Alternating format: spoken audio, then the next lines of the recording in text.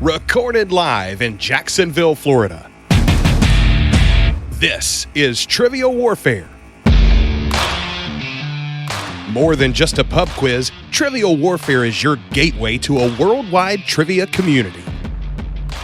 Join your hosts, Jonathan. We just described Ric Flair as Neanderthal Man and Planet of the Apes.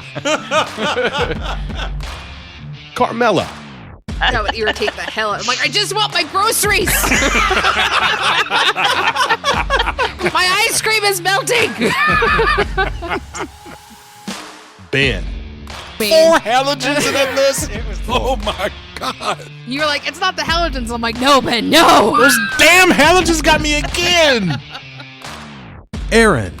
I haven't started cooking more, but I have started thinking about cooking more, so I've looked at a lot of recipes for things. Mostly cocktails. Zakia. I'm a very happy evil genius. Yeah. And Nick. For all the listeners out there, if you spend enough money, you can be where I am today. And the rest of the Trivial Warfare Army for another week of fun and games. Now here's your host, Jonathan Oakes. Hello and welcome back to another episode of Trivial Warfare. We are the podcast that takes the pub quiz out of the pub and brings it home to you. My name is Jonathan, and I'm here today with Carmela Smith. Hello, Erin. Hello. Good boy. Try that again. Starting strong. Jonathan, we've known each other for more than a decade. You don't know what I look like by now. So goofy. Anyway, hello, Carmela. How are you? I'm good. How are you? I'm wonderful. We are also here with Erin Barkley. Hello, Erin. Hello, Jonathan. Hello. Sorry. I was going faster than I should have, I imagine. We're going to have a good show today, guys. We have some awesome guests. I'm going to introduce them right now. First up in the top middle box, Mr. Dave Thakur is with us today. Hello, Dave. Hello. Hello, sir. In the top right-hand corner, Jason Bowen is with us. Hello, Jason. Hello, hello. Hello. And in the middle right-hand side, Mr. Jeremy Ruberg is with us. Hello, Jeremy. Hi, everyone. All right. I want to get to know each of you a little bit better. Dave, we're going to start with you. Tell everybody where you're from, what you do, and something fun about yourself. So I guess now I'm from New Hampshire. I didn't grow up here, but I've been here for over 10 years. I'm a psychiatrist, and something that interesting that recently happened to me is for the first time ever, I got recognized from this podcast. Wow. And I was working with an anesthesiologist who I was meeting for the first time, and I don't have a common name, so I usually say my name and point to my ID when I meet people. And as soon as he looked at my ID, he said, "Trivial Warfare." She had recognized me from past appearances. That's Get crazy. the heck out of here. That's amazing. I've been recognized from Jeopardy, but never from this. I love that. That is such a cool thing to hear. I'm glad you shared that. Thank you. So this is huge. Was this in New Hampshire when it happened? Yes. Very cool. Very cool. We got listeners in New Hampshire, Carmela. Yeah, never been to More New than Hampshire. one. Well, they're so much better than Massachusetts, so it's great. All right. Well, Dave, we're glad you are here. Suzanne and Paul notwithstanding. No, we They're love great. Suzanne and Paul, for sure. It's just the rest of them. Those wonderful elected officials up in the state of Massachusetts. All right, Jason, tell everybody where you're from, what you do, and something fun about yourself. So I'm Jason Bowen. I am also in New Hampshire, though not from here. Hey! Three listeners. I've also been here for about 10 years. I might just be Dev Stalker. I don't know. I am a table game supervisor at a casino, which is just like a way less cool way of saying a pit boss. So I like to tell people I'm a pit boss. I kind of accidentally played poker full time for like 3 years.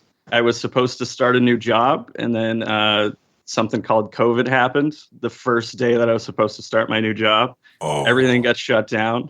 I had a lot of free time, and when casinos opened back up, I've always been passionate about playing poker, so I just started playing a lot.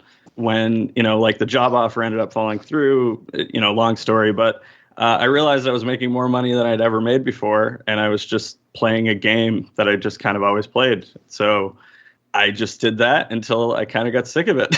And now I play when I want to, which is more enjoyable. That's brilliant. I love everything about that. And as a table game supervisor, was it? Yeah, that's my official title. Yeah. Also, pit boss.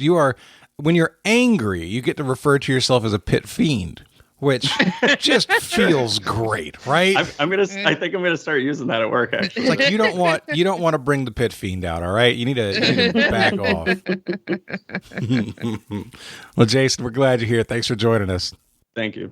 And who knew this was going to be a New Hampshire heavy episode? Holy moly. All right, Jeremy, I don't know if you're in New Hampshire. We're about to find out. Jeremy, tell everybody where you're from, what you do, and something fun about yourself. Hi, everyone. My name is Jeremy Ruberg, and I am a congregational rabbi. I work as the rabbi for lifelong learning at Temple Emmanuel in Closter, New Jersey. That's northern New Jersey, so that's near New York City, close to the New York State border. I'm originally from Norfolk, Virginia, and that's where I grew up. And while I was in high school, a fun fact is there was an essay contest, as NATO has its headquarters in Norfolk, and they have a most favored nation each year, and the winner of the contest gets a chance to go to that year's most favored nation. And so be it, I was fortunate enough to have won in my senior year of high school, and that year the most favored nation was Iceland, which was really exciting. So I won a free trip to Iceland. How exciting. Except for the Icelandic embassy apparently didn't know very much about Jewish holidays. And so, of course, they offered me the opportunity to fly on the holiday that just happened 2 days ago, which was Rosh Hashanah, which for me is a no-go. So, unfortunately, I had to decline. And so when they offered me another wonderful opportunity, it was the holiday of Passover. So again, I had to decline. And with that money they gave me instead to make up for it, which was so kind of them, my dad and I went on an all-American baseball tour. So we went to the West Coast. Yeah, and got to see Los Angeles Dodgers, Angels, and San Diego Padres. So, fun fact, little fun connection. And Carmela, I think I heard that you're from Norfolk too, so we can play geography at some time. I am super glad that it ended up working out happily in the end, because those are two very frustrating occurrences to start that story off. My goodness. Yeah. So, little fun, something fun. Well, Happy New Year to you, Jeremy. Thank you. Yes. Thank you to all. Yes. We're going to have a great game today, and we're going to get it started right now with Warm It Up, Chris. It's time to warm it up on Trivial Warfare today. And there's only one person who can warm it up for the TWA, and that's Chris. And sometimes Jonathan. So today's Warm It Up, Chris, is based on the Forbes 400 list, which was just announced. These are the wealthiest people in America. I have the top 25. I'm going to tell you number one is Elon Musk. That's a freebie.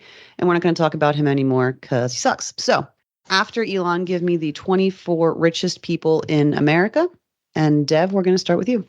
Is Mark Zuckerberg on that list? Mark Zuckerberg is on that list. He is number 3. With a worth of $181 billion.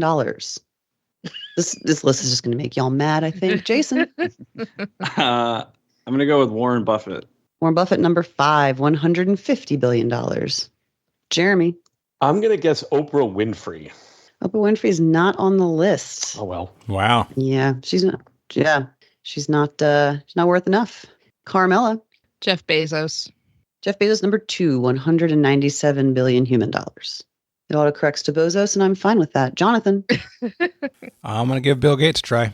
Bill Gates, number 2, 3, 4, 5, 6, 7, 8, 9, $107 billion. Dev, back to you. Well, everybody who I knew was on the list has been taken, so now I'm it's about to get hard. This is probably wrong, but has Taylor Swift made this list? She's not made the list. Her billions. I'll tell you, the poorest person on this list, number 25, is worth a paltry $33.9 billion. Oh, that's it. So, I feel bad. Woo. Yeah. So Taylor does not crack the top 25. Jason? I don't have a first. John Walton, one of the Waltons, all of the Waltons. Give him credit for all the Waltons. How many Waltons did he knock out? All the John boys. He knocked out numbers 13, 14, and 15. Jim Walton and family are worth $95.9 billion. Rob Walton and family are worth $94.3 billion. And Alice Walton are worth and by herself is worth 89. He also picked up number 25. Lucas Walton is that $33.9 billion person. I knew he was in there. Jason with the biggest single answer in Warming Up Chris history. Yep. Picked up 4. All right, Jeremy. I'm now getting a sense of where this is going. How about Sergey Brin? Sergey Brin at 130 billion is number 6, 7, whatever. He's top 10. He is the Google founder, for those who don't know. Yeah. Carmela. I think one of the Koch brothers is still alive. The remaining Koch brother, is he on the list? So we have Julia Koch and family worth 74.2 billion and Charles Koch and family worth 67.5 billion. So unfortunately, yes. Jonathan. Erin with the personal takes on the worthiness of the people here. Sorry. They're correct. Billionaires shouldn't exist. It's my hot take for the day. I'm going to try Ballmer. Ballmer, 123 billion between Sergey Brin and Bill Gates. And who is Microsoft? Oh, okay. So the trick that I'm using that I'll share with you guys now that we got past the front of the list is sports owners. Ballmer is a former tech guy, former Microsoft guy, but he's the owner of like the Clippers and a few other things. I think I don't know which things he owns. Maybe the wrong team, but sports owners are going to dominate this list, I think. Then I'm not going to know any of them anymore. Let's find out. Dev. Is George Soros on this list? George Soros is not on this list. Jason. I don't know if he's actually, I don't know how rich he is. I know he's absurdly rich, and going off what Jonathan said, Mark Cuban. Mark Cuban also not on the list. I suspect both of these folks are very close to 25, but they did not crack the top 25. And they did not crack. I am out of free Forbes articles for the year, so I couldn't look. This is my last one. Jeremy. How about Miriam Adelson, the inheritor of Sheldon Adelson's money? Not on the list. Okay. All right. Sorry. Carmela. I only know one sports owner, and I don't think he's going to be in the top 25. Was it Shad Khan, the guy who owns the Jaguars? He might be. You are correct in that he's not on the list. I think so I'm like, I don't know any sports owners except for this guy. Okay. Jonathan? I'm going to try Cranky or whatever his name is. He is owner of the Rams franchise for a while. Not on the list. I will tell you guys, I didn't read all these people's bios, but no one on here is listed as their primary source of income being sports teams, obviously, because rich people collect sports teams like I collect board games. None of their primary thing is going to be sports ownership. We'll go around one more time. None of them would be, for what it's worth, because you don't get it's not income that you get every year. It's when you sell the team. It's the value of the team, and then when you sell it. Dev, we'll go around one more time. Back to you. How about Tim Cook? Tim Cook, not on the list, but you are thinking in the right arena. Jason. I'm going to go with Mackenzie Scott. Mackenzie Scott got bumped out of the top 25. I believe she was 27 this year. Because she keeps giving her money away. She gives her money away. She's doing good. Yeah, like you're supposed to. Yeah. Jeremy. Okay, how about Larry Ellison? Larry Ellison, no. Yes, sorry. He was farther up than I expected. He's number 4. Oracle co-founder Larry Ellison, worth $175 billion. Carmela. I'm trying to remember the old Twitter CEO's name, like David something, but I don't remember the Twitter founder, if he's on there. I don't remember either, but he's not on there. Okay. What's his name? It's David something. I don't remember it, though. Twitter founder. It's going on the spreadsheet. And Jonathan, bring us home. I mean, I got a couple that I'd like to guess, but I'm going to guess Forbes. Solid guess, but not on the list. All right, worth a try. I thought it'd be a fun one. Are there any Carnegies on the list? Somebody mentioned the Forbes magazine. I'm like, that's named after the guy. He probably has a lot of money. Not as much as Lucas Walton and everyone above him. Anybody else want to take any stabs? I'm done writing them down, but Jonathan, he's hitting a couple others. Wozniak on there? No Wozniaks. How about Henry? John Henry. The steel driving man? No. No. How about Steve Cohen? Sorry. Steve Cohen? Steve Cohen, owner of the Mets? Nope. All right. All right. Here's who we got. Stumped. Yeah. Coming in at 24, Phil Knight and family. They own Nike. Some guy named Thomas Peterfley, who is in discount brokerage. He's performing Peterfley. Good job. Some guy named Ken Griffin, who's in hedge funds. Some guy named Steven Schwartzman, who's in investments. I would have been surprised if you all picked those up. One that you might have gotten to, another family, John and Jacqueline Mars of the candy and pet food Marses. Oh, okay. Some guy named Jeff Yass, which he's a fun name. He's in trading and investments. Exactly. Michael Dell of Dell Computers. Oh, no, really? Mm-hmm. Jensen Huang, who he owns a company that makes semiconductors. Michael Bloomberg, and number 6, the highest ranking one y'all didn't get is Larry Page, who is currently all about Bloomberg. Larry Page with Google. Yep. Who was it? When Jeremy said Sergey Brin, I expected Larry Page to be the next one, but he was not. I forgot about him. Yep. Yeah. So anyway, that was your warm it up, Chris. Well, thank you. Right. Thank you. Good job, everybody. Hope you are warm. This is going to be episode number 502. That means we are on the main feed. I want to say a huge thank you to everyone who's listening. We love you guys and appreciate you. If you want to access more Trivial Warfare, get more than you've ever gotten, you can become a patron. You go to trivialwarfarearmy.com. and sign up as a sergeant or higher, and you'll get access to all those old episodes. And if you go even higher than that, you start accumulating points, I guess, towards the right to come on the show yourself. So, encourage you to go to there, trivialwarfarearmy.com. And today's show is going to be me and Dave versus Jason, Jeremy, and Carmela. Erin is hosting, and it's time to play the game. Players. Oh, yeah. Y'all know what time it is. This is Mr. Literature himself, cordially inviting you to the game. This is 6 rounds of trivia goodness. 3 questions per round. Every right answer gets you 10 points. In the middle, we'll take a pause for the cause and ask a midpoint question worth up to 20 juicy points. After round 6, you can wager any or all those points you've been building up and take a shot at the final round. It's a series of theme-based questions we call the Gauntlet. It's just that easy, baby. But this game ain't gonna play itself, players. Let's get it on. I don't think I said this at the start of the show, Carmela. It is lovely to see you. It's only been a couple weeks, but it's been too long. See? Yeah.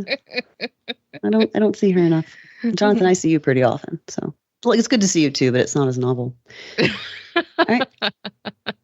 Your first round, as always, is events that are current to us, recording this on October 6th, 2024. So these are things, they've been rewritten to be evergreen, but these are all things that have happened fairly recently. And we are starting off with sports. Yay. Yeah. Sports. The October 2024 death of what former professional athlete, a holder of many records and a 17-time All-Star, renewed debates about whether he should, 38 years after his retirement, be inducted into his Sports Hall of Fame. While there is a possibility this will happen, I wouldn't bet on it. I have a case of toot toots there, Dave. All right. I hope you will trust me. I am certain we can lock in. Yeah, in this category, I would, especially with the logic, yeah. All right, we're locked in. I don't know anything about baseball, but I do know this. Same. Yeah. Yeah, Jeremy and I threw in Pete Rose pretty fast. So that's what we want to go with, right, Pete Rose? And I'll add that I just so happened someone gave me an autographed picture of him just the other day, had it up in my office, and someone said, "Oh, I'm so sorry to hear. Did you know him?" No, I just have his autograph. What a strange question to ask. Rabbis have a lot of pictures of people who die, I'm sorry to say. It does happen. Oh, that's okay. That makes sense. Yeah, just explaining. Yeah. I have an autographed Pete Rose baseball. I also have never met the man. Right. You never will. Dark. What a lie. Yikes.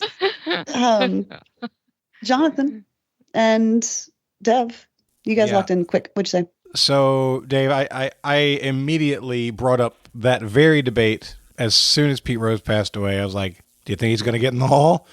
And I think he should, frankly. But we'll see what happens. And Erin with the wonderful cluing at the end of "I wouldn't bet on it." It was just chef's kiss. I love that. Yeah, that was perfect. So I don't actually know this from paying attention to current events, but I mean the logic makes sense. If I was alone, this is what I would have to guess. All right, we said Pete Rose.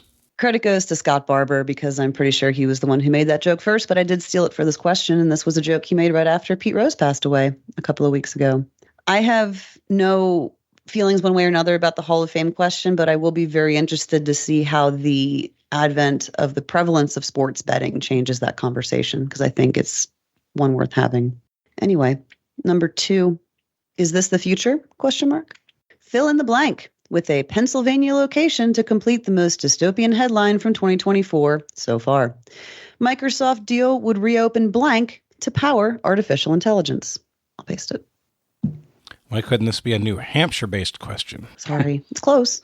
Yeah, we can lock. So this makes me think like maybe one of the old like coal or steel towns in Pennsylvania. So that's why I threw in Allentown. Bethlehem. Lancaster. Mm-hmm. I mean, you could just throw any of those older towns, anything near Pittsburgh. I can't see that. I don't. I mean, is Allentown the most famous of those? I mean, Billy Joel wrote a song about it. I know coal, like Pennsylvania, but well, sure. If it's good enough for him, I say it's good enough for us. Yeah, because I would just be throwing, if we're trying to think of locations, because I don't know this headline. Yeah, I would just be throwing a dart. Maybe the Erie Canal. We'll go with whatever you guys choose. I have no idea. I mean, it would be 100% a guess. I mean, Erin did describe, dystopian coal mines. I mean, it. Yeah. I have no reason to know that, but it makes sense to me, Carmela. Yeah, let's just say Allentown just so we have an answer because I'm not going to know it. Let's go with it. Jonathan and Dev, you locked in pretty quick. What'd you say? Oh, never mind. I know what it is now. Oh no. I know what it is now. Anyway, go ahead. Dave said his answer, and I was like, well, that is brilliant, and we should lock that in immediately. Yeah, so Jonathan, you mentioned something about if this was a New Hampshire question, that'd be nice. But I actually grew up in Pennsylvania and lived there for the first half of my life, basically. And my dad is an electrical engineer who worked in nuclear safety. So he every now and then would mention 3 Mile Island. Yeah. So I don't know this headline, but it fits. It would be dystopian and scary, but potentially a source of a great amount of energy, of power. So that's what we went with. As soon as I said locked in, I thought it's 3 Mile Island, Carmela. It's 100% 3 Mile Island. What the hell is wrong with you? It's crazy how that happens sometimes, right? Yeah. Anyway, sorry guys. No, we had no idea. I thought y'all were going to get there when you started talking about AI takes a lot of power, coal plants. Yeah, okay, what else? But unfortunately, you didn't get there until it was too late. Completely forgot about 3 Mile Island. Yep. Well, Microsoft didn't. Yep. And they are trying to reopen it to power AI. So that's a thing. That is scary. I don't like that. I don't like that either. So it isn't. I mean, nuclear power is not. The dystopian thing for me is not reactivating a nuclear power plant. Presumably we figured out what went wrong. The dystopian thing for me is that we're still burning coal. Let's use that power to power cities instead of AI. But no one listens to me. Go away, cat. Jimmy doesn't listen to me either. Round 1, question 3 category is do not buy that stock. Sunita Williams and Barry Wilmore went into space on June 5th, 2024, expecting to be home by the 13th. They are still up there, though. And the SpaceX capsule that will bring them home docked in early October of 24. What aviation company built the vehicle that stranded those astronauts in space? You want to lock in? Yeah, we can lock in. Yeah. All right, we're locked in. All right, Dave. I mean, I'm familiar with the story, but not the company. So I was about to write down things like Boeing and Lockheed Martin, just that kind of company, you know? Yeah, it's kind of a coin flip. What was the category again? Do not buy that stock. I mean, Boeing should be stock slipping. Tanking? Well, I would hope so. They're doing a job on all of their aircraft. Yeah, so really not much thunder on this, but I feel like I've heard of Boeing recently in connection with their stock price more than anything else. That gives they've been it having a little edge in planes my mind. fall off or they've been having doors eject from planes in midair and stuff like that lately. So I would not be surprised if their stock was tanking. Yeah. I didn't know that Boeing made things that went into space, though. Yeah, I have not heard that specifically either. Raytheon, I don't know if they do aviation. I mean, they kind of do everything. Lockheed Martin is definitely in that same category. Actually, it's a different category in a sense, because Boeing to me is a commercial airliner thing, whereas like Lockheed Martin is the making jets and things like that. Military. Yeah. Same with Raytheon. If they're doing anything, it's military based. But I mean, yeah, I don't have any new negative things that I can say about Lockheed Martin. All the negative things about them are well etched into stone, while as Boeing 30 seconds. New negative headlines all the time. Right. I mean, based on the stock price thing, I'm like 51% Boeing, but I could be convinced otherwise. I think that puts us at 102% for Boeing, so we'll say Boeing. Okay. Jason, Jeremy, and Carmela. Yeah, What did you say? Jeremy threw out Boeing immediately, and yeah, they've been having a terrible year. And, SpaceX is supposed to be kind of more of the civilian way of getting into space anyway, so it makes sense that they go with a more civilian-minded company. So we went with Boeing. Okay. I think, Jonathan, you inadvertently said something quite funny, which is that you don't think that Boeing makes things that go into space. And the problem is they don't make things that go into space well, because they sent this thing into space and it started leaking all over the place. Oops. So it is Boeing. It is Boeing, yes. Yeah. The problem appears to be that they don't make things that are capable of coming back from space. Right. I read someone's, it was an Our Shower Thoughts thing. It was like, if I am sitting on a Boeing plane as the doors fall off and I purchase stock in Boeing, is that technically insider trading? After the first round, Jonathan and Dev have 30. Carmela, Jason, Jeremy have 20. It is anyone's game as we move into round 2. 3 Mile Island. Yeah. Round 2, question 1 category is science.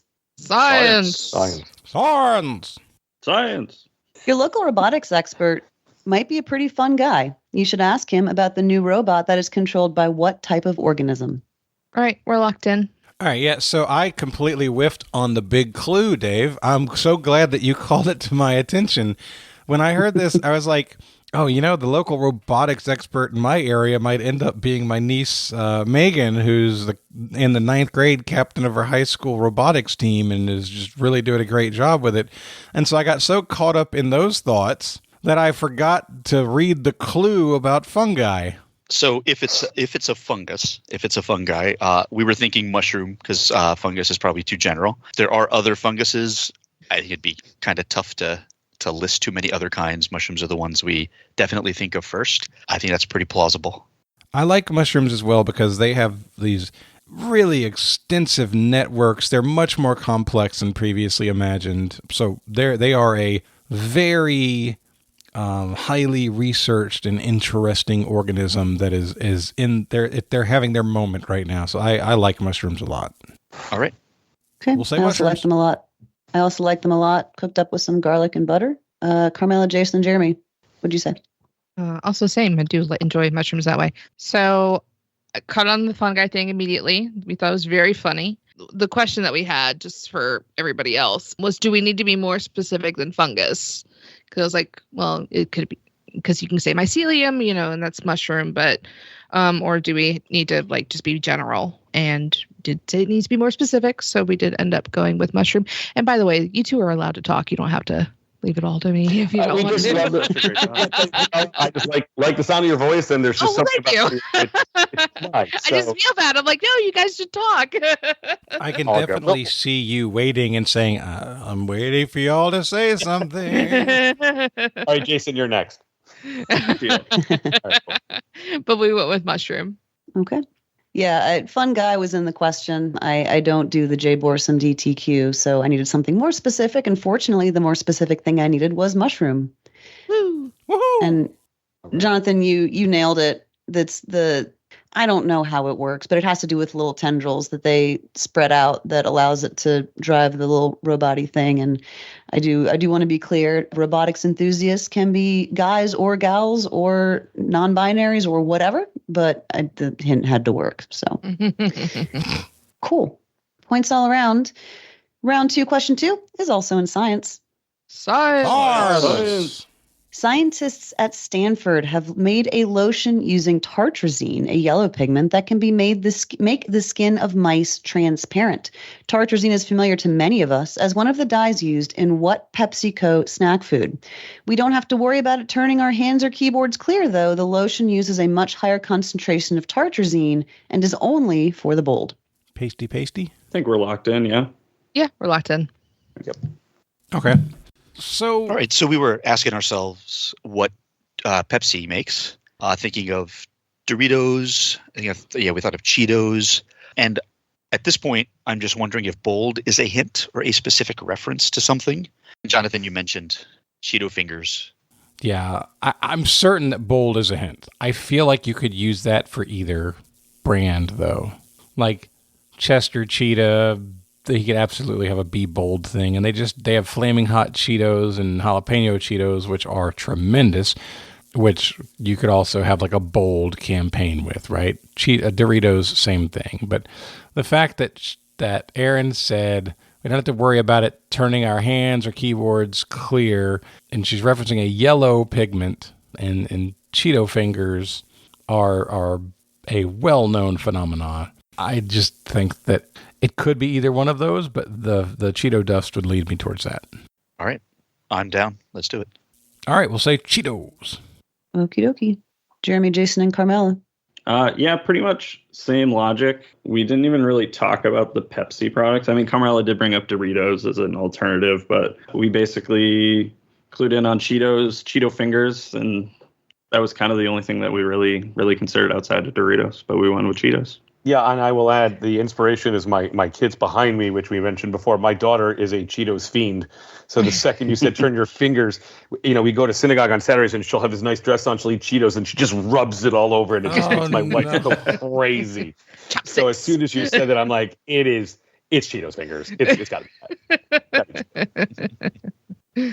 So I've rewritten this question a bunch to try to prevent this from happening. This is going to be 10 points to Orange Cat. I wanted to draw the association between like foods you eat while you're gaming, but for the bold is Dev, you picked up that it was meant to be a hint. For the bold is the tagline slogan for Doritos, which is the snack food that uses this.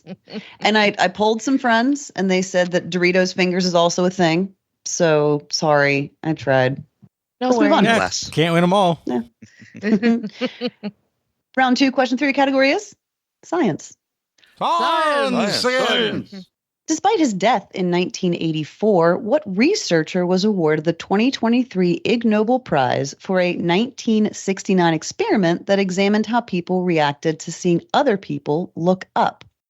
Unlike the profoundly unethical 1961 experiment he is better known for, the lookup experiment didn't cause participants to grapple with personal conscience. There are a lot of years in there, so I'm going to paste it. Do you have meow meows there, Dave? Maybe one meow. Meow!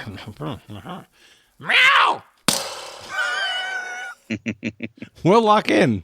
Yeah, so I think the unethical 1961 experiment she's talking about is the Stanford prison experiment, which I think now, like, everything we know about the Stanford prison experiment is maybe incorrect, but I think we're talking about this guy, and that guy's name is Philip Zimbardo.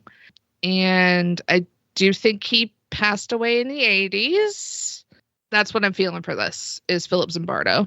Yeah, that sounds good to me. The only other thing, like in the 60s, like unethical tests, like would have had to do with like LSD, but I don't know if any scientists specifically are tied to that. It's more just like CIA stuff. Yeah, I'm trying to remember back to the psychology classes I That took might not in even high school and been college. around that time. Yeah. So. Yeah, but I think this is Zimbardo. That's my gut on this one. Let's go with that. Sure. All right, we're going to say Zimbardo. Dev and Jonathan, y'all locked in real quick. Tell us about it. We have the psychiatrist right there. Yeah, well, as soon as Carmela mentioned the Stanford prison experiment, I got a little worried because we went in a different direction. So at least one of us is wrong. I thought of the Milgram experiment where he had subjects shocking actors, but they didn't know they were actors. They thought they were actually delivering electric shocks, and it was sort of a study on obedience. Can we, like, if I wear a white lab coat and speak very authoritatively, can it convince somebody to cause significant physical suffering to another person because they're obeying authority and ignoring their own conscience? So if that's the right experiment in the right person, then it would be Milgram. So that's what we went with. Okay. Yeah, that's a good answer too. Famously, the answer to the question posed by Stanley Milgram was yes, which is alarming. The Phillips Zimbardo prison experiment took place in 1971, so it was still in the period when psychology research was fun and super unethical, but it was 10 years later. And he's actually still alive. He's 91 years old, was born in 1933. I thought he had died already. Nope. Good pull on Zimbardo, though, because when I was writing this question, I was like, they're going to guess Stanford prison experiment. Who did that? And I couldn't remember. And then I forgot to write a hint to lead you away from it. Sorry. But the unethical person who won the 2023 Ig Nobel Prize is Stanley Milgram. Good job. Nice. Good job, Dave. Yay. I can keep my license. Is it Dave and I've been pronouncing your name wrong this whole time? I go by both. So it's an Indian name, so it's Dave, but people call me Dev as well. I'm fine with both. Okay, sweet. I read it and then apparently wasn't paying attention when you introduced yourself. Sorry. I asked him once, he said Dave. I put it in parentheses in his name, so whenever he plays, I have Dave in parentheses by his name so that I'll call him what he told me to call him. Okay, well, Dad didn't share his notes with me, so I didn't know that.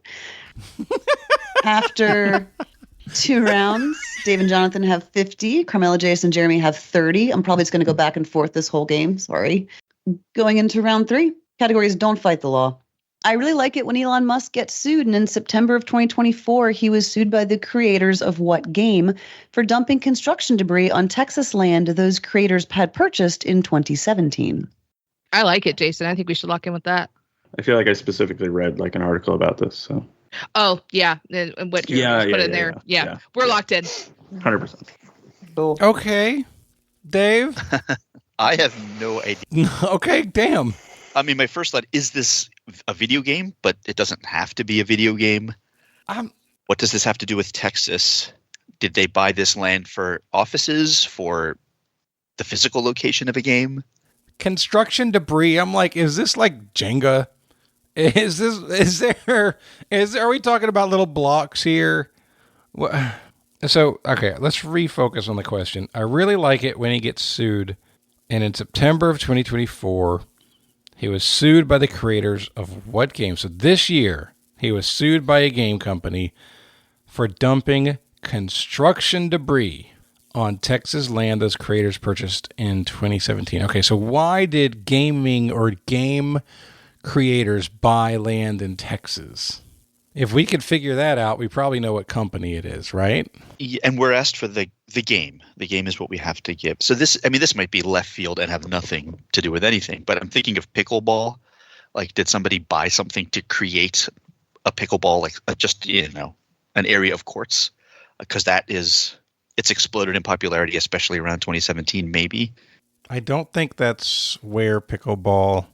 I don't know. It doesn't have to be where they created something. Yeah, but there's no Texas association with it. I agree. She was specific in saying construction debris. So Minecraft? Oh, I don't hate that. I mean, I've never played it, but it's all building stuff, isn't it? It is, but it's really blocks. Are there any games? That's why my mind went to Jenga. Because, are there any games? That's like Milton Bradley or Parker Brothers or one of those things. Are there any games that have to do with construction? Because that would be ironic, which would make it fun to include. Or Texas, those creators. Do these creators have a compound or something? I really don't know. I don't know. Legos is not a game. No, it's not. Lincoln Logs is too old. Yeah, it is.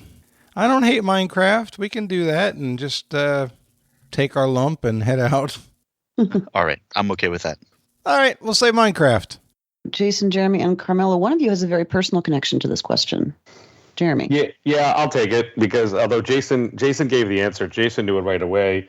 He wrote that it's actually I believe it's the card game Cards Against Humanity, that irreverent card game, which has got a lot of funny things to it. But there was a promotion that my wife actually participated in for me for the holiday season in 2017, where if you bought their holiday gift pack, you became the owner of a small piece of land in Texas in order to prevent President Trump from building his border wall. So the answer is Cards Against Humanity. Whoa. That is super interesting.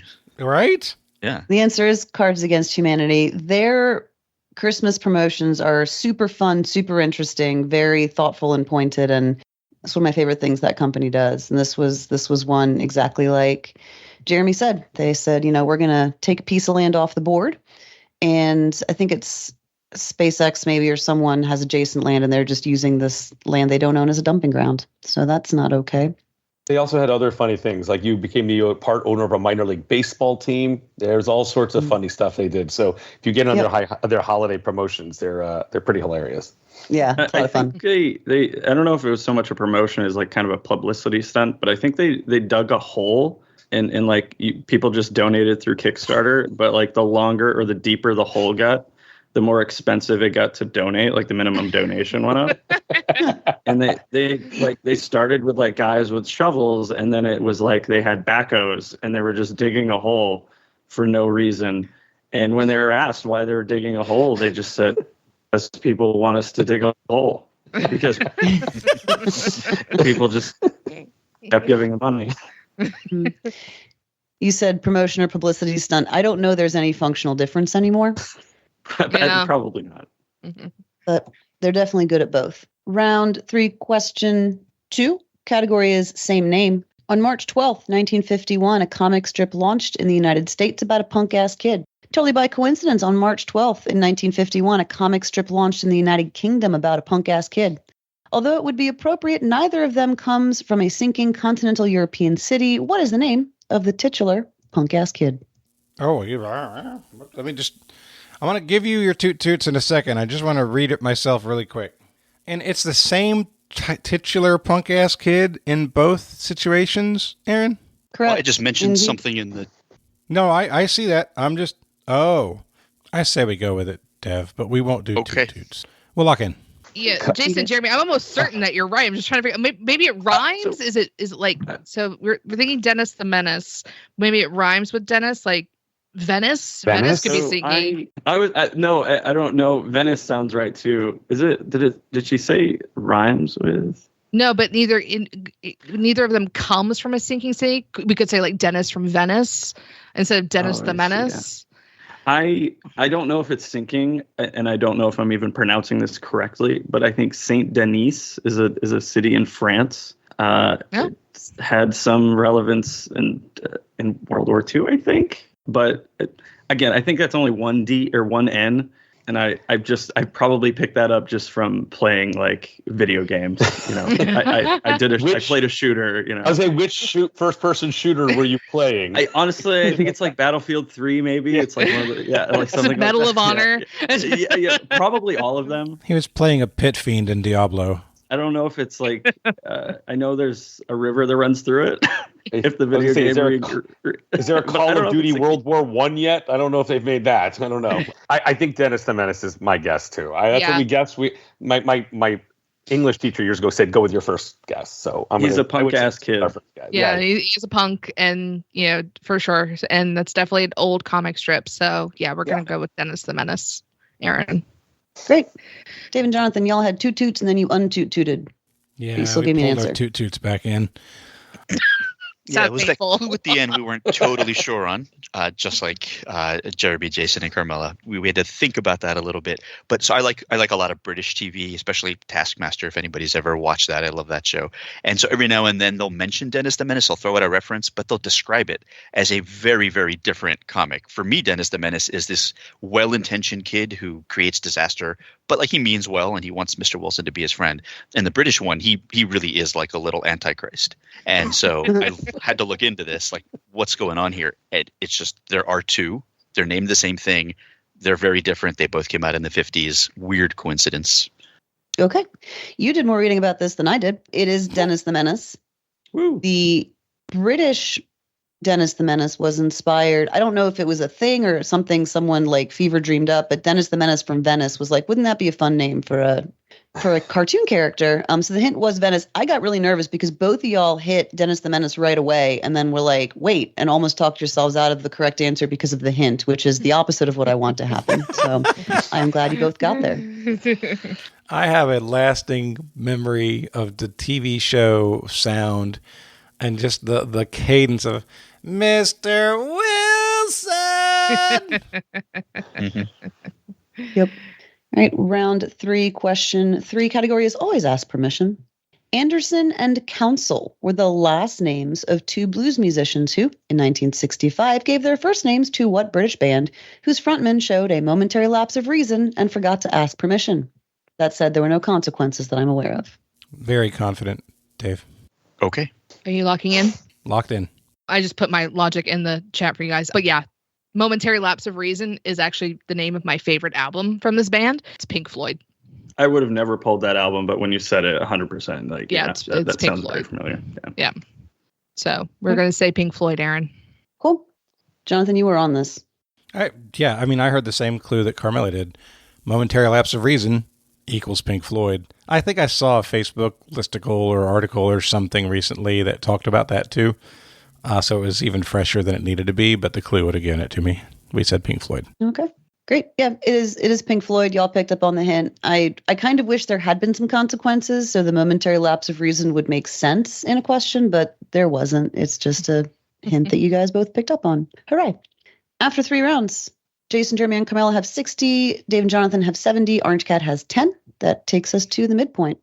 I was looking around my living room, looking for something to do a midpoint on, and my eyes set on this book I have called Action Philosophers, which is a cartoon, a comic book style, kind of textbooky thing about philosophers. So what I'm going to do, I'm going to give you, the question is who said it.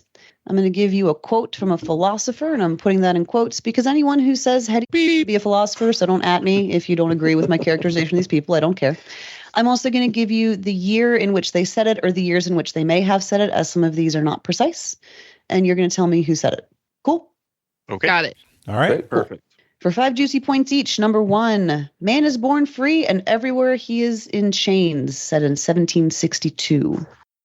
2, when we try to pick out anything by itself, we find it hitched to everything else in the universe, from 1911. 3, the sun with all those planets revolving around it and dependent on it can still ripen a bunch of grapes as if it had nothing else in the universe to do. This was said sometime between 1564 and 1642. And 4, no one saves us but ourselves, no one can and no one may. We ourselves must walk the path. This was said between 563 and 483 BCE. Erin, you said specifically these are philosophers? I said that anyone who spouts beep can be considered a philosopher, so don't get too bogged down in the characterization. Thank you. Mm-hmm. Sorry, Joel. Or Jonathan, whoever does the beeping. I mean, we all beep when we're pissed enough. Well, that's funny. I just texted my mother the answer, but oh well. Sarah has gotten more answers from me than you might guess. Just that I would share that the nervous Jewish mother of mine has called me twice during this. So putting it out there. I'm like, Waco would know these. I was like, why hasn't Carmela responded to my messages? All right, back to the application. Mm-hmm. All right, I'm just going to write them all out, and then you can tell me yes or no. Okay. Yeah. Okay, we are locked in, Erin. Dave and Jonathan, you got about 30 seconds to talk it out. Okay, that's not a lot. I think we're good with Einstein, Galileo, and Buddha for 2, 3, and 4. I feel like this is somebody talking about slavery and or monarchy in number 1. I don't know enough about the actual philosophers like Locke or whoever else around that time to know what their beliefs were. John Locke talked about like tabula rasa, that like we're born a blank slate. I think that was him. Mm-hmm. So that made me think of that. If it's slavery specific, I don't know if he ever wrote specifically about slavery or the slave trade. I mean, did he care about being in chains? Because that's he cared about like wording. the idea of government being like representative and the social contract, that sort of thing. I could go with that. I could get behind it. It's, I mean, no thunder. I just feel like it kind of fits. All right. So you want to say Locke, Einstein, Galileo, and the Buddha? Let's do it. All right. We'll go with it. Okay. So that's what they said. Jason, right. Jeremy, and Camilla, what'd you say? Carmela, you had the most guiding us, so take us away. Yeah, like I said, there's lots of philosophy books in my house. So that first one, Born Free, and everywhere else changed. It felt like Voltaire. It's the right time period for Voltaire, and he had that kind of, liberty kind of mentality. I can only remember one early 20th century philosopher, and that's John Muir, Muir. So I'm like, I don't know any other ones from that area. So here we go. Jeremy, you came through with Copernicus, which makes total sense for that third one, because it's definitely heliocentric in the actual text of it. So for sure. And then we also went with the Buddha for the fourth. So Voltaire, Muir, Copernicus, and Buddha. Okie dokie. I'll just go in order. You were kind of close with Voltaire. You had the right part of the world. That was said by Jean-Jacques Rousseau. Yeah, the other one. I thought of that. When we try to pick out anything by itself, we find it hitched to everything else in the universe. That is John Muir. Good job. Nice job, Carmela. Nice. The heliocentric philosopher in this case was Galileo. That was the other one. We coin flipped it. Yeah, we went back and forth. I said Copernicus. I said Copernicus. I thought was 1400s, so it needed to be later. Yep. And both of you knew We Ourselves Must Walk the Path is attributed to the Buddha. Oh, good. Okay. Right. Great. So the numbers got bigger, but the differential did not. After the midpoint, Jason, Jeremy, and Carmela have 70. Dev and Jonathan have 80, and Orange Cat has 15. All right. All right. That is the end of the first half. But before we go on to the second half, I want to let you know that today's show is sponsored by BetterHelp. Guys, BetterHelp wants me to talk about gratitude today, and somebody that I am grateful to is my fiancée, Sarah. She is amazing, but more than being amazing, she is that person in my life that I can talk to and share opinions with and talk about hard topics and to be listened to and to be validated and to be cared about and talked to and responded to in a caring way. I appreciate that more than you guys will probably ever know. And frankly, I think that all of us can use that. And some people have a Sarah, like me, and some people don't. And it's okay one way or another, but we still need that person we can talk to. We still need that person who we can share things with and get feedback, get responses, get information, learn about ourselves and learn about the world and all the rest of it, right? That role that I'm describing that Sarah does for me is a lot like what my therapist used to do for me through BetterHelp. It was a tremendous opportunity to talk to somebody and to be challenged and to be listened to and understood.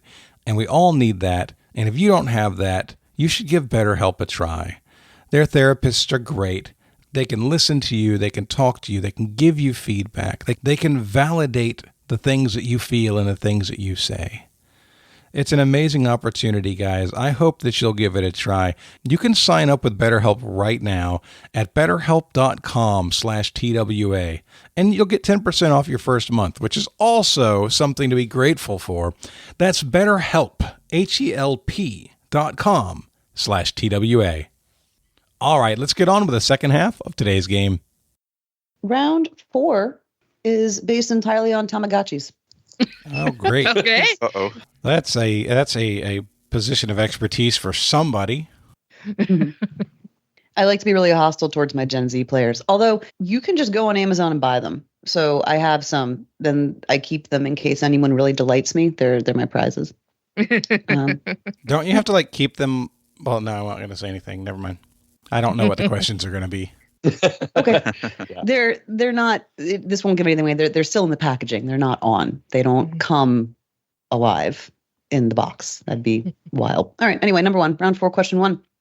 Tony Kushner wouldn't be surprised to know that even though deceased Tamagotchis in Japan turned into a picture of a tombstone and ghost, American pets turn into what when they die? I'm comfortable with your answer. Okay, no thunder, but it's something. Locked in. Okay.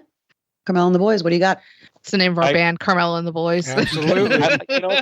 I like that group. I think they would be a really good group. That'd be awesome. I mean, my first thought, if I remember from being a child of the 90s, was that when your Tamagotchi died, I think it turned into an angel. I seem to remember being like little wings and flying away, I think. And then, Carmela, you were saying that I'm pretty sure the author. Yeah, I'm pretty sure Tony Kushner is the guy who wrote Angels in America, which would definitely clue into angels.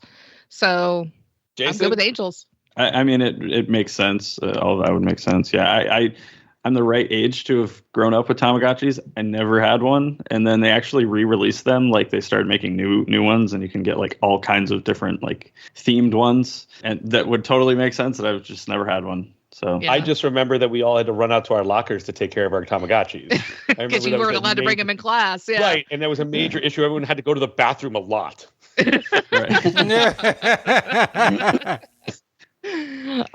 we're gonna say Angels America. Angels America. We're gonna say Angels, Erin. Okay. Yeah, well, neither of us, I think, ever had one. I've never seen one either, Jonathan. I had this vague association, so it was gratifying to hear that Carmela knows this for sure, and I wasn't just making this up.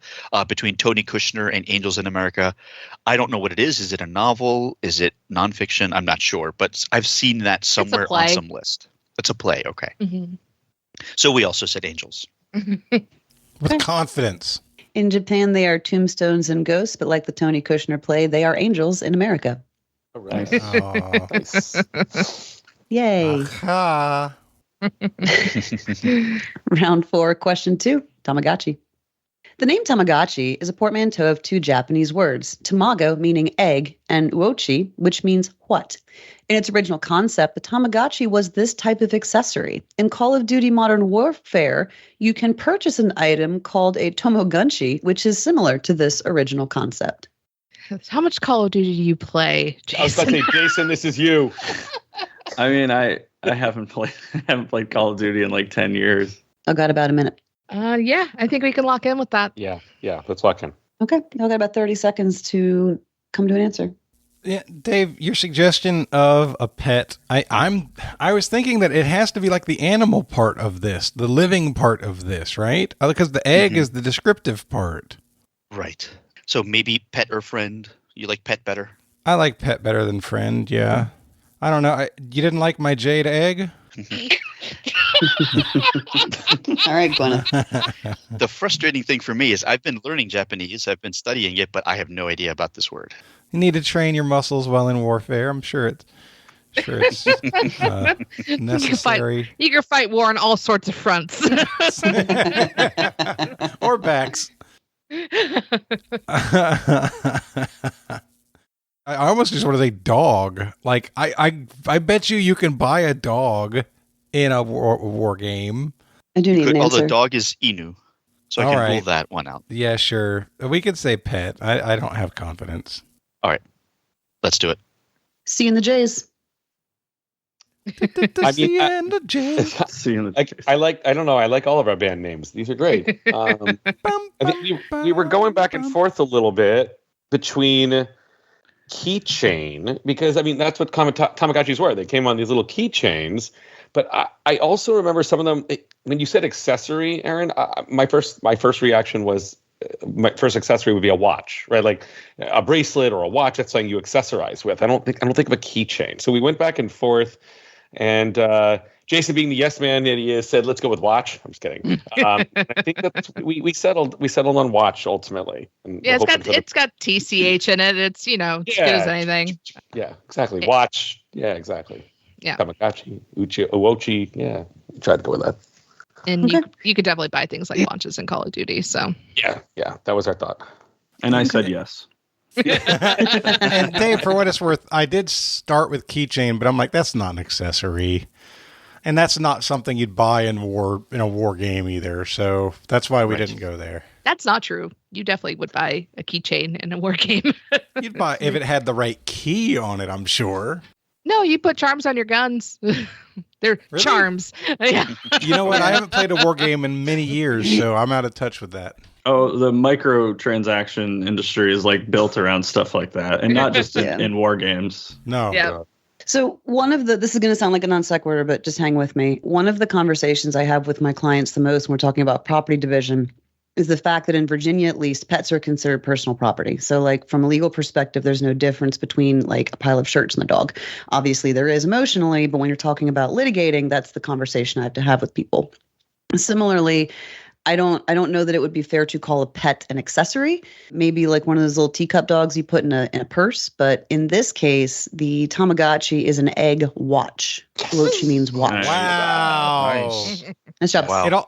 It also pronounces like watchy. Watch Yeah. me. Which is really, once you said watch, I was like, oh no, that looks good. Yeah. Close the gap. Yeah. Let's see what happens with round 4, question 3. Category is still Tamagotchi. Tamagotchis, Tamagotchodes, I don't know. Like Tamagotchi, humans get sick if they are exposed to their own waste, but they may also benefit from helminthic therapy, an experimental type of autoimmune treatment that involves putting what into your body? Carmela, I'm good with your idea. Okay. Then we're going to lock in, Erin. Okay, cool. Y'all got about 90 seconds to talk it out. Okay, Dave. Okay. It depends on how strict we want to be in terms of the lead up to the question, right? Right. So one of my thoughts was, could this have something to do with worms? Because I just remember from biology that platyhelminthes are flatworms. Platy means flat. Helminthes, I don't know exactly what it means. Does that have something to do with helminthic? But it says, the question says their own waste. So is this something to do with waste? So we're thinking about, people take fecal matter pills for their gut microbiome. How is that related to autoimmune? I mean, you could draw that connection, I guess. How experimental is it? I mean, you could draw it with worms too, honestly. I said leeches, that's wrong. That they don't put them into the body. Yeah, they definitely use leeches still, but on. What about blood? But that's not your own waste either. It's not waste, and it's not that experimental. I mean, it depends on what you use it for, but like blood transfusions are standard. Yeah, you're right. Gonna need an answer, gentlemen. There is urine therapy. I don't know if there's any validity to this. I'd still go with worms. It's not a perfect answer by any means, if you're okay with that. I'll go with you. I don't have confidence in my own answers, just like I don't have them in yours, but you do have a little bit more than I do, so we'll go with yours. Okay. Reluctantly, we're locking in with worms. Crouched at the starting line. My initial thought was poop because I was thinking of fecal transplants. But then I looked at the word. I was like, oh, helminth. So I play a game a lot called Warframe. And actually, if you see this little green guy behind me, his name's Clem. He's from Warframe. And there's a thing in your ship called helminth. And it's a parasite strain. And I named mine Audrey too. It's a whole thing. Feed me, Seymour. I do feed it a lot. So we said parasite.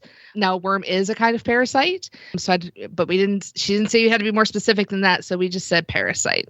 Yep, I'm going to give points to both of you because you both got the right-ish answer for the right reasons, despite severe trepidation about it. The waste was the connection here, and fecal transplants are used, but it's not just any old poop you're putting into your body. It is specifically poop that has parasite eggs in it.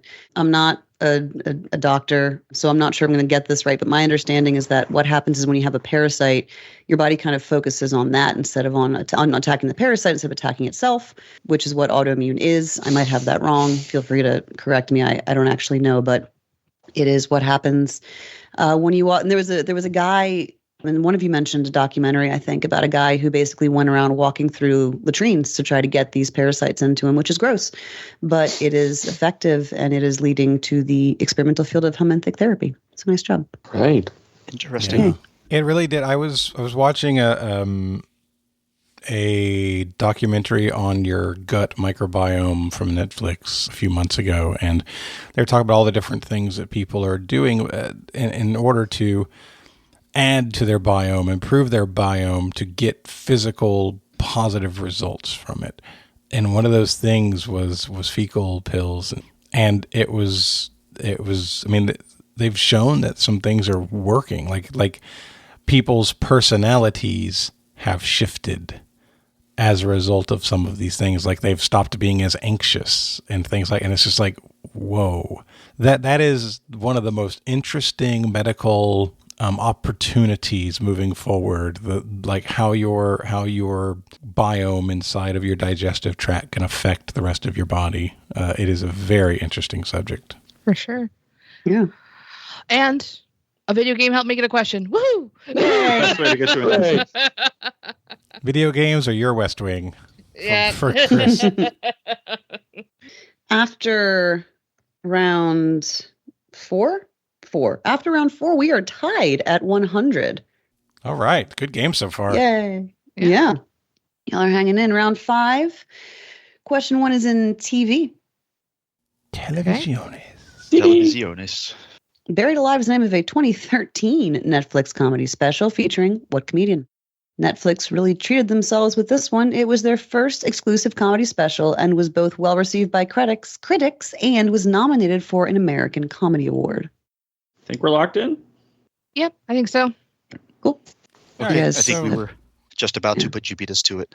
Yeah, we think the clue here is really treated themselves, and I feel like there's a comedian with a catchphrase of treat yourself.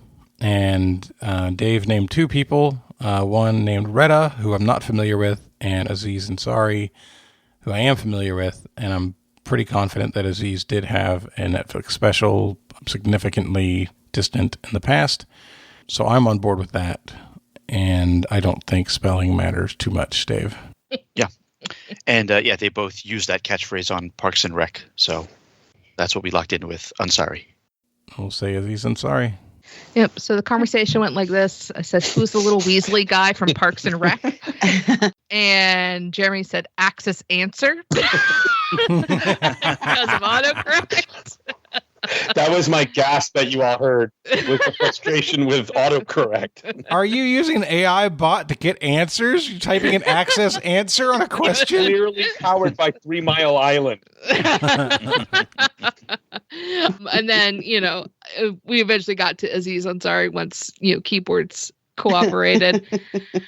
And I'm like, yeah, I think I remember him being like one of the first guys to get like Netflix deals. So yeah, that's what we went with, Aziz Ansari.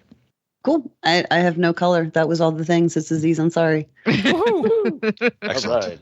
I honestly may also have accepted Axis Answer if it had shown up like at my game on one of the answer sheets. Like, I know exactly what we're trying to do. I know exactly what happened. Jonathan, if you make that the show title, I will be very, very pleased. Thank you. Access Answer. Was it AXIS or ACCESS? Axis, like Axis of Evil. Okay. Yeah. People are going to spend the whole game waiting for a World War II question that does not come. And it should be Axis Answer powered by 3 Mile Island. Nice. All right. Yay. Round 5 question to your category is art. Art? Cool. I always wait because someone always does a thing. So thank you, Jeremy. Yeah, no problem. They thought I was a blank, but I wasn't. I never painted dreams. I painted my own reality. Fill in the blank on this quote from Frida Kahlo, who's not the answer you guys are all typing right now, rejecting the school of art that people often insisted on placing her into. Her, quote, own reality was a number of portraits, self-portraits, and her own experience of her chronic pain. Okay, we are locking in. Yeah. Okay. Help us out here. Yep. Surrealism is around the time that Frida Kahlo was doing stuff, and that does deal with dreamlike. If you think of the melting clocks and all that Dali, stuff, Dali, right? that's all like dream state kind of stuff. And if you look at Frida Kahlo's paintings, you could see where maybe surrealism may be what they categorized her as, of things not being what they are essentially. Like if she made like her body out of machine and flowers, although she was heavily had a pretty heavy prosthesis in her midsection, holding her together a little bit. I would put surrealist in the blank if it were me. Yeah, so, sounds good to me. Yep. Jason, you good with that? Yeah, send it. Oh, all right. We're going to say surrealist. Great. All right. They sent it. I like it. Dave and Jonathan. We had the same logic. We specifically mentioned Dali. So he painted dreams. He talked about that a lot. I think he kept the dream journal and used that as his inspiration. So I figured maybe she's specifically contrasting herself to Dali, and she's painting not dreams, but her own experience of her own reality. So we also went with surrealist. Cool. There's going to be a big Frida Kahlo exhibit coming through Richmond next year sometime. So if y'all want to come check it out, come visit me. She was not a surrealist, even though they kept calling her that. She was her own thing. So your answer is surrealist. Awesome. All right. Nice. Well done. Yeah. I'm glad y'all got that. I was flirting with putting hints in there about like super tall animals and clocks and apples and things. I'm glad you didn't eat it. I don't remember where I was, but it might have been Detroit where I went to the museum and saw the big. It was you. It was with you, Erin. We went to the museum with the Diego Rivera room. Was that Detroit? Mm-hmm. Yeah, it was Detroit. I was there. Golly, oh, no. Things. Time disappears quickly. It feels like that was time a is year ago. A flat circle. Round. How do I keep losing track? Round 5, question 3. Category is please identify every photo of a trivia host. Louis Von Ahn is a computer guy who is sometimes credited with inventing what ubiquitous test? Unlike the creator of a similar test, it is unlikely that Ahn, who is Guatemalan, will be played by Benedict Cumberbatch. Oh, I like your response. Oh, that's yeah, locked in. All right, great. Cool. Yeah, I think we're closing in. Yeah, Erin is a street lamp for sure. we were making a CAPTCHA joke. We were saying you're a street lamp. Identify. Got it. I was worried my lighting had gotten really weird. No, because Alan Turing was played by Benedict Cumberbatch in that movie. But yeah, this has got to be CAPTCHA with the category name. What do you guys think? Yeah, definitely think that's what we go with. Okay, cool. Then we'll go with CAPTCHA. Okay. Dave and Jonathan. I didn't know really and honestly what we were talking about, but when it said ubiquitous test, it just felt like it was going to be CAPTCHA. So that's what I put. That's what I said. And Dave had said, okay, not Turing. And then he saw my response like, oh, yes. I'm like, really? Sweet. I don't even understand the question, but that sounds good to me. Yeah, as soon as Jonathan wrote that, I knew I had heard this. This is the Duolingo guy. Mm-hmm. And so I think the story is, if I'm getting the chronology right, he invented CAPTCHA, made enough money, and decided I want to do something educational, and then made Duolingo. Yeah, I watched his TED Talk. Nice. I had no idea he was connected to Duolingo. That's actually super interesting. So thank you all for teaching me. It is the completely automated public Turing test to tell computers and humans apart, also known as CAPTCHA. All right. Yay. The way Jonathan had pronounced it made it sound like it was Kafka-esque because he said CAPTCHA. Yeah, I have a hard time with that word. Oh no, for sure. It's a very strangely pronounced word. Yeah. It just made me think of Kafka, which is just funny. What's the right way to say it? CAPTCHA. How Dave spelled it? CAPTCHA. CAPTCHA. Like capture. CAPTCHA. But Well, how did I say? Catchpa?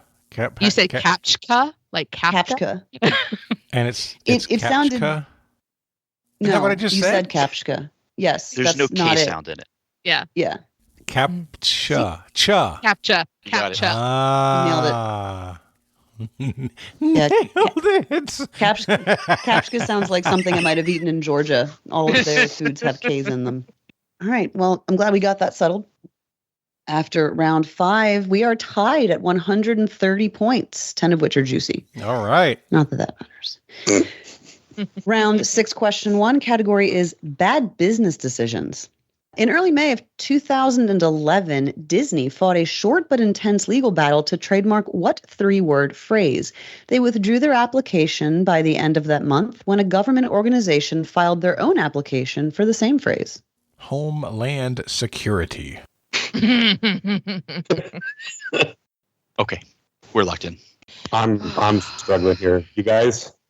But I think you're on the right track with it being connected to Captain America because that is the right time for that movie. Yeah, I mean, what government agencies would use slogans and phrases, and I just go to military branches with their slogan, Yeah, with the promotions. recruiting slogan. And the time period would make sense with Captain America, and maybe Disney wanted to use it in their promotional stuff because World War II, I need an answer. You said maybe- Army of One. Which I mean, I wanted Captain to America- be Army of One. Yeah, Oh, well, Army of One makes Oh. sense because he's like a one-man army. So do it. Let's do Army of Army of One. Do you want to go Army of One? Okay, sure. Yeah, Army of One. Let's just say Army of One. Yeah. Okay. And Dave and Jonathan, what did you guys say? We thought of Well, Army that's of fun, One, Dave. but we dismissed it as unlikely. I Didn't remember think him of saying it's Captain not an America. army of one. We originally dismissed it too. Well, we thought it would be funny because Disney is an Army of One, basically, so it'd be funny for them. But it makes, yeah. I mean, with the Captain America connection, that seems plausible now, but that is not what we said. So, Jonathan, this was yours. No, we were way off from that. We were kicking around other movies of the time, like Rapunzel was around then, Princess and the Frog was around then, and there's always a Toy Story going on, and we thought, maybe NASA or somebody wanted Infinity and Beyond. So we said Infinity and Beyond and cut off the 2 because we only needed 3 words. So this is a low-scoring game for Orange Cat, but he did pick up 10 points here. Ooh. Would it have helped if I told you the government organization was the Navy? I was trying to think of Navy's slogan. Okay. What if I reminded you that some pretty serious global event happened in early May of 2011? Is that when they killed Osama bin Laden? It is. Disney tried to trademark the phrase SEAL Team 6. Oh. Oh. What? Okay. Why? What? Because, so I went down this rabbit hole, and this, Jonathan, I think you heard me say earlier this week, I was like, I need to share this fact with people, but I can't share it with Jonathan because he's going to play this game. This is my favorite thing that I think I've learned all year.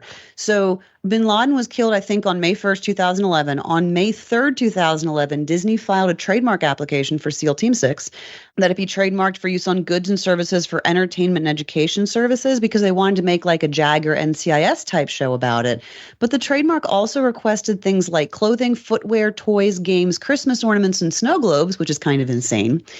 The Navy was like hell you will, and they filed their own trademark for the phrase. And Disney was like, all right, fine, and went home with their tail between their legs, which is nice because that never happens. But yeah, this is, like I said, my favorite thing that I have learned in a very long time because it is the most Disney thing ever, honestly. That is insane. That is perfectly Disney, and I love that I hate it. I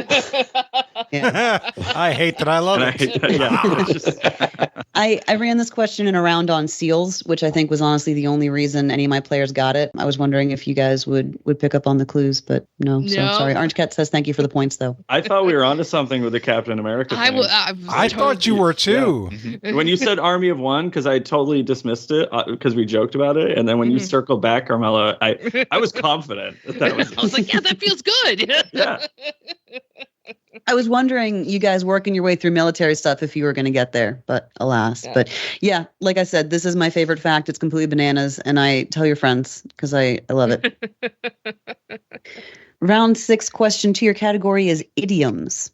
What 2-word term describes a mythological place where members of a certain species would take themselves to die? The myth may have originated from locations of group die-offs or from Sir Rider Haggard's 1916 novel, The Ivory Child.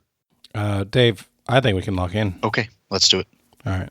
So, yeah, I think they're really just called elephant graveyards. I don't think they have like a fancy name. Yeah, I mean, that's when you said that, it just, that's the only thing that comes to mind, but it just, that calling it an elephant graveyard just doesn't seem like a term for a mythological place, but it could be. I have no reason to believe it's not. I just wanted to believe it might be a little bit more mythical sound. Yeah. A little bit more mystic sounding. Yeah. Because I don't think they're actually real. I know, like, we've heard of it in like The Lion King and stuff like that, but I think they're just kind of like a made up place. In the Ivory Child, I mean, that's a connection to elephants, like you said too. So yeah, it wouldn't surprise me if this novel like took place in Africa or something. And we are going to go with elephant graveyard. So cool. Sounds good. Yay. Jonathan and Dave. Same logic. Ivory Child fits. It was throwing us a little bit like, is this really mythological? But it's not real. It is a myth. So yeah, elephant graveyard. This came from a round that I did on the voyage of Sinbad the Sailor. He found himself in an elephant graveyard. And I was wondering what that was. Nice. Yay. Turns out it's not a thing. That was definitely a question and answer where it's like, oh, we just don't know this. This isn't something we know. And then it's like, wait a minute. You can figure this out. Elephants or ivory? Maybe this is elephants. There's a thing. I know I've said this before, both on the show and to a couple of you in person, but the joy it brings me watching that journey happen is like, honestly, one of my most favorite parts of doing this is like, okay, you did exactly what I wanted. I led you by the nose and you got there. You're welcome. Erin, you're welcome to lead me by the nose anywhere. Hell. Oh, now I'm all distracted. Where are we? We're in Carmela's nose. Round 6, question 3. Category is microstates. In October of 2024. That's right. We're rounding it out with another current events question. The prime minister of what Balkan country unveiled plans to form the sovereign state of the Bektashi Order, a Muslim microstate, in their capital city of Tirana? I doubt this will be useful information for any of you, but this country's 1997 civil unrest was triggered by 2/3 of the country's population falling for pyramid schemes. Yikes. And really, don't get bogged down in that last fact. That's just a wild fact that I learned that I wanted to share. It's not a hint. You okay with that? Yeah. Oh, yeah, I'm good with that. I mean, I haven't read the question because I just got back, but now I'm reading it and I just heard that fact and I'm like reading it. I mean, that is what it is. Okay, then cool. Jason, you good? Yeah, sure. All right, we're locked in.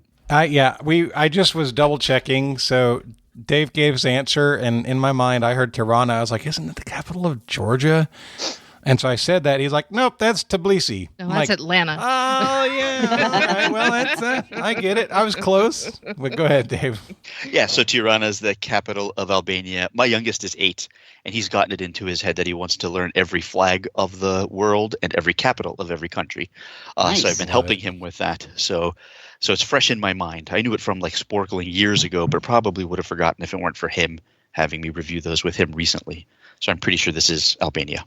Yes, 100% Jeremy. I mean, it's funny. I don't know all these things very well, but I have a really good friend of mine who does a lot of business in Tirana, and I know it was in Albania. So as soon as I heard you say Tirana, I said it's Albania. Well, that was easier than I expected it to be. That's fine. This question, cool. This question boiled down to what country's capital is Tirana. That is apparently an easier question here than it is in a lot of places. It is Albania.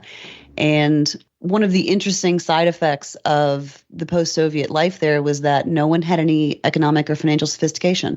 So when the Soviets pulled out in the 90s, all of a sudden, all of these different firms saw people who were ripe to be taken advantage of. And I think they lost like a significant percentage of the country's GDP, I don't have the numbers in front of me, was lost due to pyramid schemes. And as a consequence, people started rebelling and being like, what the hell? Which is like, there's a whole Wikipedia page on pyramid schemes in Albania, which I went down a rabbit hole. Last week was a cool week for news for me. I learned a lot of interesting things. Sounds like a lot of Nigerian princes were made rich. Exactly. I mean, not the pyramid scheme, but like civil unrest in Eastern Europe, like in the 90s, like Kosovo. But I'm like, that's not right. Could be so many places. Mm-hmm. That brings us to the end of regulation. We are tied at 150, and now is the time when you guys decide how many points you want to put on the line. 150 to 150. 150 all. What's the category, Erin? Oh, what is the category? Seals. Okay. I wonder where you got your gauntlet from. All right. Our wager's locked in. Is that what y'all want to go with? Yeah. Yeah. Jason? Yep. Our wager is also locked in. Yep. Okay. Gauntlet question 1. The Great Seal of the United States has remained largely unchanged since 1885, when Congress paid $1,000 to what New York design house to redesign it. They were the first U.S. firm to win an award for excellence in silverware, and they make the championship trophies for every major U.S. sports league except the NHL. We're locked in. Let's do it. All right, we're going to lock in. Number 2.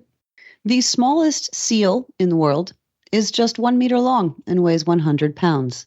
It is the only truly freshwater seal and is endemic to what body of water? This body of water is both the largest freshwater lake in the world by volume and the deepest lake of any type. Okay, we are locked in. We are locked in. And number 3. What nonprofit's name comes from a 1934 fundraising initiative of selling colorful postage stamp-sized stickers for holiday cards? The rebrand was probably a good idea. The organization was originally called the National Society for Crippled Children. Okay, we're locked in. All right, let's go with it. We're locked in. Back to the top, what New York design house designed the Great Seal of the United States and also makes championship trophies? C and the J's. The C had this. Yep, J's had nothing. The J's were here. Yep. I was like, well, Tiffany & Co. do a lot of stuff with silver, and Jason, you're like, yeah, they've been around long enough. So yeah, we went with Tiffany & Co. for this. Okay. D&J? I didn't have a lot of confidence when I suggested Tiffany, but as time has gone on, I have gotten more confident in it because I remember having the thought at some point when I heard it that, it's interesting that they would have like a precious metals jewelry company doing these things, these awards, these championship trophies. That piece, I think, is the latent information that was sticking with me. So I feel more confident in our answer of Tiffany. Great. What is the largest freshwater lake in the world? D&J. So I just had a trigger of deepest lake, Baikal.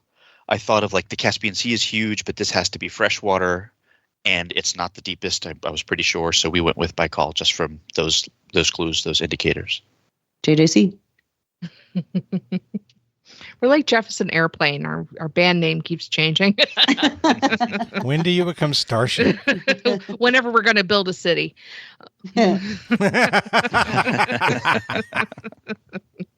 I mean, you immediately said Baikal, and that triggered deepest lake somewhere in my mind. I mean, again, the seals probably could live there, and if it's right, then they certainly do. But we said Baikal. And finally, what organization wisely rebranded in 1934? Starship. You guys did do this one first. We really didn't know this one. Jeremy threw out March of Dimes, which does a lot of work with children, and we couldn't come up with anything that was better than that, even though, Jason, I'm totally with you. Like, I don't understand the connection totally either, but we couldn't think of another charity. To our great shame. So we said March of Dimes. Could D and J come up with another charity? I do have a question for you guys before we give our answer. Mm-hmm. If we reminded you of the category, would it have helped you get your answer? Seals? No. Nope. Oh, beep. Nope. I have a good friend who actually works for this organization. Oh. Luckily, I don't think they Dev, listen to the podcast. I don't even know what it is. Dev, you want to give our answer? Yeah, I would have said the March of Dimes too if it weren't for the category triggering the Easter seals. I don't even know what that is. I'll be honest, okay. I actually didn't know it was a national thing. Like, I know what it is, but I didn't know that it was a national thing. Shit. Sorry, go ahead, Erin. You're good. All right. So some fun facts that I looked up while y'all were debating. $1,1885 is approximately $32,453 today dollars. So that's how much the government paid the design house of Tiffany's to design the seal of the United States. Woo.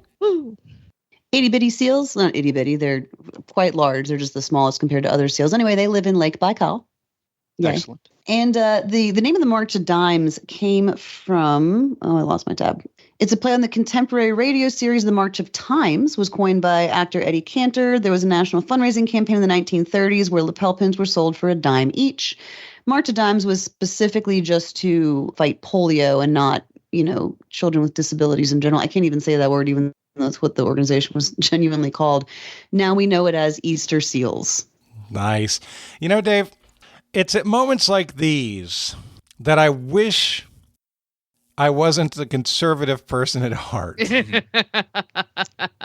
Because we did get the gauntlet right. However, we will not benefit from getting said gauntlet right because we wagered 0. Right. Yeah. So this was a nail biter the whole way. And Dev, I don't know why you said that my questions have been hard. You guys have been like snacking on these like they're nothing. Yeah. So Well, not I don't- necessarily today, but just as a listener, whenever Fair you're enough. hosting, Fair you enough. do the worst.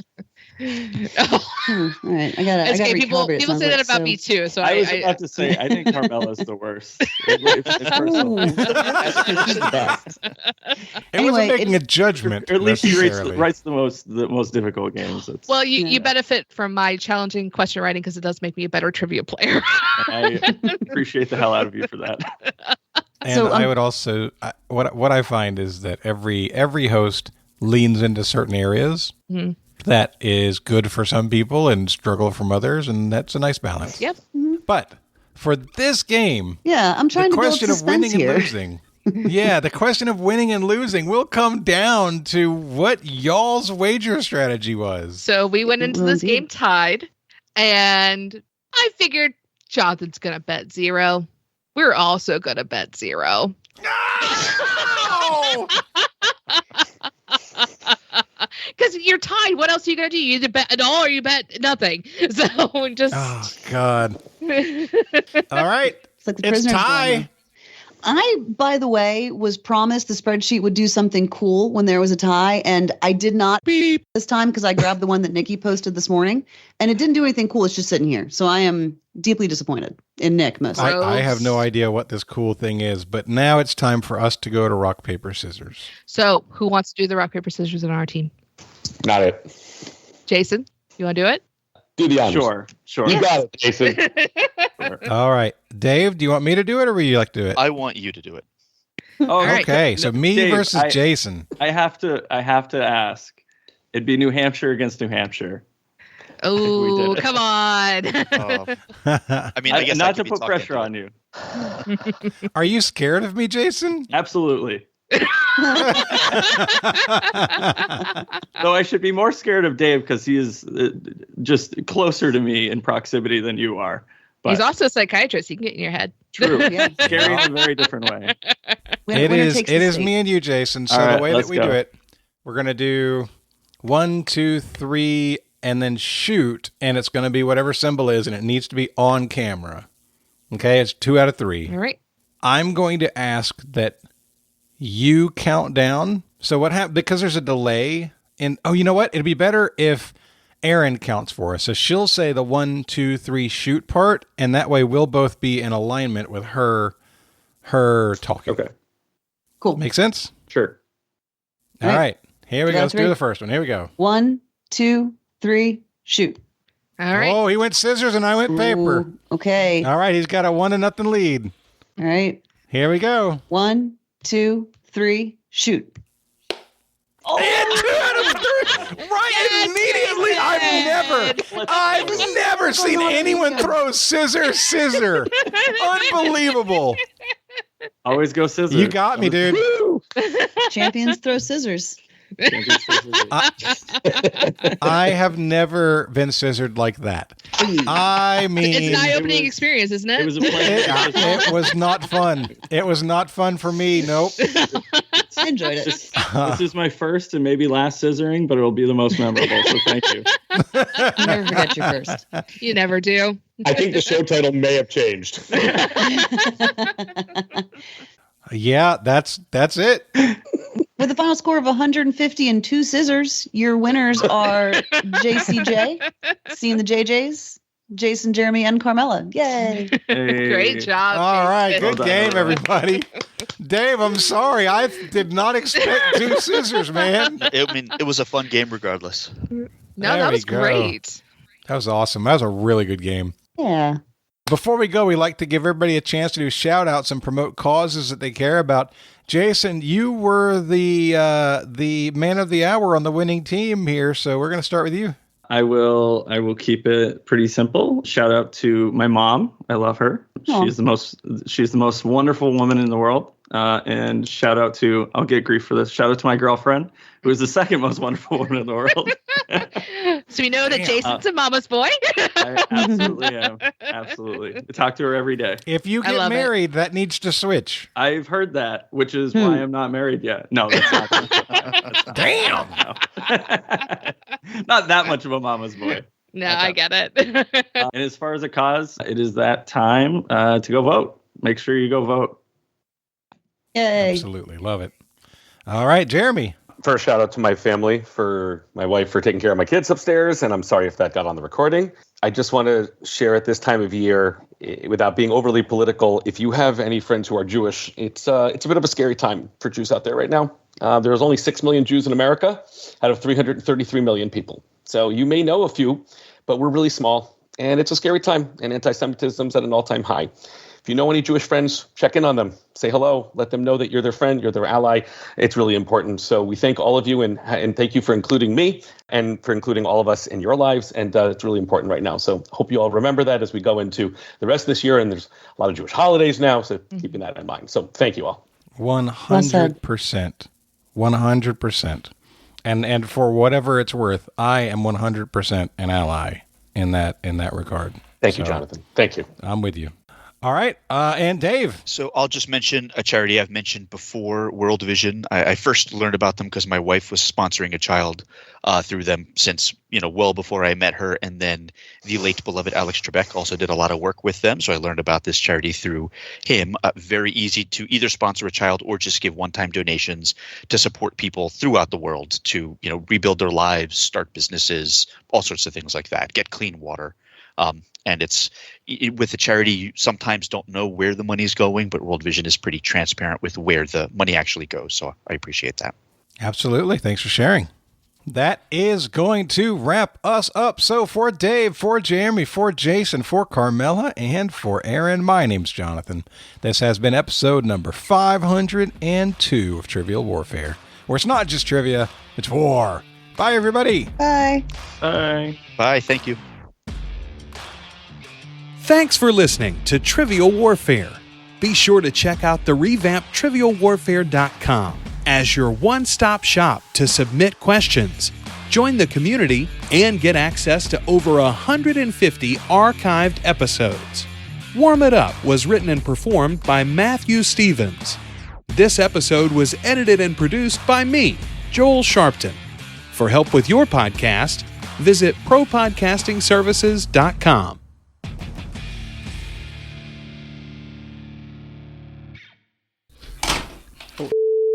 You all right, Jonathan?